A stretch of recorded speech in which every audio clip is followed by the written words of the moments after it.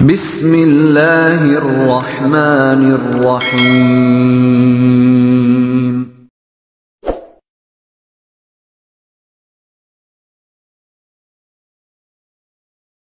A'udzubillahi minasyaitonirrajim. Bismillahirrahmanirrahim. Assalamualaikum warahmatullahi wabarakatuh.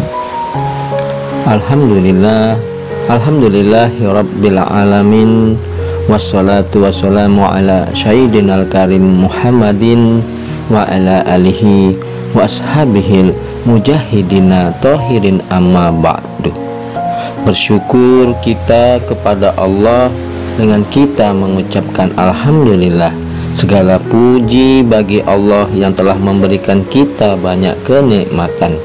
Di antaranya nikmat yang utama yaitu nikmat iman, nikmat Islam, nikmat sehat, nikmat kesempatan dan waktu luang, sehingga kita masih dapat dipertemukan kembali di channel Cahaya Al-Qud ini yang insya Allah selalu membahas hal-hal yang bermanfaat dari dunia sampai akhirat.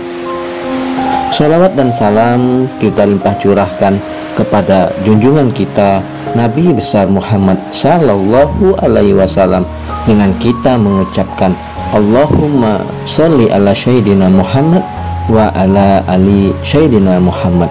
Insya Allah dengan kita senantiasa bersalawat kepada Rasulullah, kita akan mendapatkan pertolongannya, mendapatkan syafaatnya, baik di dunia dan kelak di akhirat. Amin ya rabbal alamin. Saudara-saudariku, para pemirsa channel Cahaya Al-Qud dimanapun Anda sekalian berada, saya doakan insya Allah pada hari ini dan hari-hari seterusnya Anda semua selalu dalam kesehatan, selalu dalam keberkahan, selalu dalam limpahan rezeki yang berkepanjangan, selalu dalam lindungan Allah, selalu dalam kemuliaan dan kejayaan baik di dunia dan kelak di akhirat. Dan juga yang mungkin ada di antara saudara-saudari yang saat ini sedang menghadapi suatu masalah, saya doakan insya Allah semua masalah-masalah yang Anda hadapi akan segera diangkat oleh Allah Subhanahu wa Ta'ala, diselesaikan oleh Allah Subhanahu wa Ta'ala, dan diberikan jalan keluar yang terbaik dari Allah Subhanahu wa Ta'ala. Amin, amin ya rabbal alamin. Saudara-saudariku, para pemirsa channel Cahaya Al-Qud yang dimuliakan, yang dirahmati, yang diberkahi, dan pastinya dicintai oleh Allah Subhanahu wa Ta'ala. Pada perjumpaan kita kali ini, kita akan membahas mengenai sudah sholat tahajud tapi hutang semakin menumpuk. Apa yang salah? Ternyata inilah penyebabnya. Nah, saudara-saudariku yang dimuliakan, yang dirahmati, dan tentunya dicintai oleh Allah Subhanahu wa Ta'ala, salah satu manfaat melaksanakan sholat tahajud adalah untuk meminta pertolongan kepada Allah menyelesaikan segala masalah, termasuk soal hutang. Namun terkadang ada orang yang sudah melaksanakan sholat tahajud tapi hutangnya malah semakin menumpuk. Jika terjadi demikian, apa sebenarnya yang salah dan apa penyebabnya? Nah, saudara-saudariku yang dimuliakan Allah, terkait kasus tersebut, mari kita simak penjelasannya. Usaha itu ada dua cara. Yang pertama, kita memohon kepada Allah. Lalu yang kedua adalah usaha zahir. Nah, saudara-saudariku yang dimuliakan Allah, dia sudah tahajud ingin menghindar dari hutang.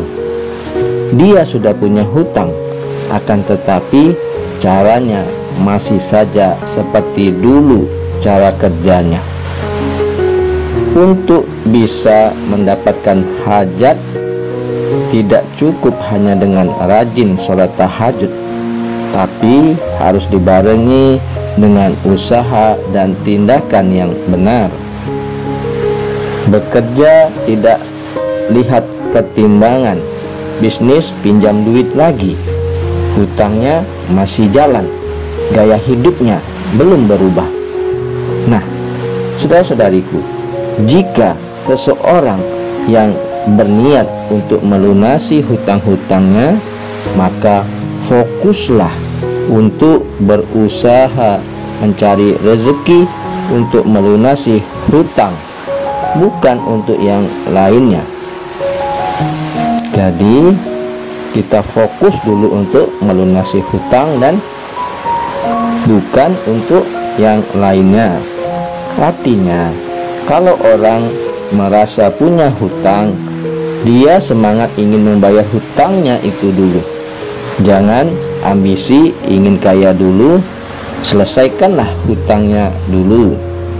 Selain itu, barengi dengan lebih giat beribadah, seperti salah satunya sholat tahajud, berdoa dan meminta kepada Allah agar dijauhkan dari hutang. Memohon kepada Allah agar dijauhkan dari hutang, minta sama Allah agar diberikan petunjuk rizki yang halal dan bersih. Sebaliknya, kita tidak mudah untuk berhutang, apalagi jika bukan untuk kebutuhan yang mendesak. Nah, saudara-saudariku yang dimuliakan Allah, kami selalu berpesan, jangan biasakan berhutang. Lebih baik hidup dalam kesederhanaan tanpa punya hutang. Nah, saudara-saudariku, orang yang biasa berhutang itu penyakit, karena itu sudah menjadi kebiasaan. Hidupnya akan susah karena ambisi terus, karena hutang itu ambisi. Padahal dia sudah cukup, tetapi mengapa harus berhutang? Nah, itulah yang dinamakan ambisi. Maka selain kita bertahajud, memohon pertolongan kepada Allah Subhanahu wa Ta'ala, kita juga harus sebisa mungkin meninggalkan kebiasaan untuk berhutang. Kita harus yakin dan bertawakal kepada Allah bahwa dengan tidak berhutang, kebutuhan kita akan cukup dan masalah akan selesai dengan pertolongan Allah. Nah, saudara-saudariku yang dimuliakan, yang dirahmati dan tentunya dicintai oleh Allah Subhanahu wa Ta'ala. Jadi kesimpulannya, kuncinya adalah yakin, tawakal kepada Allah, serahkan sepenuhnya masalah kita kepada Allah, yakin Allah yang akan menolong kita. Dengan demikian, kita akan terbebas dari hutang, tidak membayar hutang dengan berhutang lagi. Mudah-mudahan penjelasan yang singkat ini dapat menjadi manfaat bagi kita semua. Adapun yang benarnya datangnya dari Allah, yang salah adalah kesilafan dari diri saya pribadi. Kepada Allah saya mohon ampun. Subhanakallahumma wa bihamdika, asyhadu alla ilaha illa anta, astaghfiruka wa atubu ilaih. Wallahul muwaffiq ila aqwamit thoriq.